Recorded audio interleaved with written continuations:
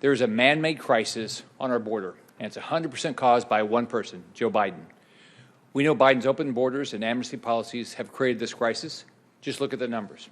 U.S. Customs and Border Protection apprehended more than 178,000 illegal aliens trying to cross our border in April, the highest monthly total in nearly 15 years. 15 years.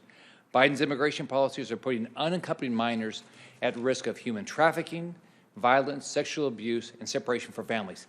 If there's no other reason for Joe Biden to say he's got to change, think about all these young children and what's happening to them.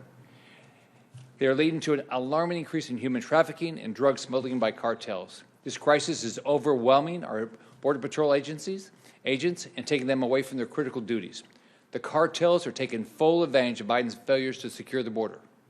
I saw it firsthand when I had the opportunity to travel the border with Arizona Governor Doug Ducey in March.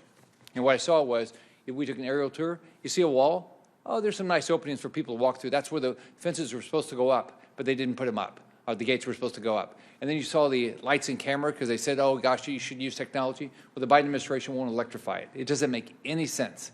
It doesn't make any sense that Harris and Biden won't visit the border and see it for themselves.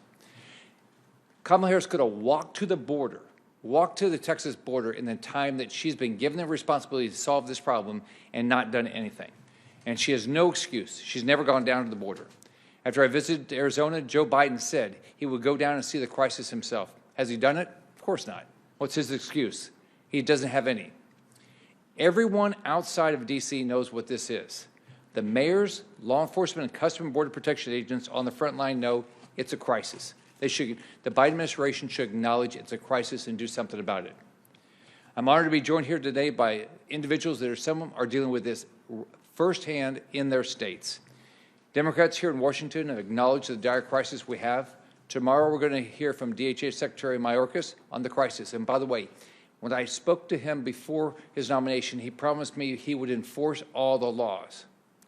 We're going to ask him to explain how DHS is securing the border and what they're doing to protect all American families. I'd like to know how much the man-made crisis is costing the American taxpayer. And Senator Johnson's going to talk about how much waste we're seeing. Well, we've spent this money, and we have still just sitting around. I want to ask Mayorkas what he's doing to make sure the Border Patrol agents have the resources they need on the front lines of this crisis. Think about what they have to do. Their job is to secure the border, but they're having to do a whole bunch of other things. Biden and Harris have made a mockery of a very serious crisis.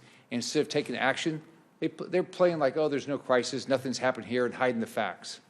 This isn't a game. It's impacting families, clearly American families, but families from Central America. Biden is doing nothing to help or protect American families. It's time to ditch his failed policies of open borders and amnesty and secure the border now.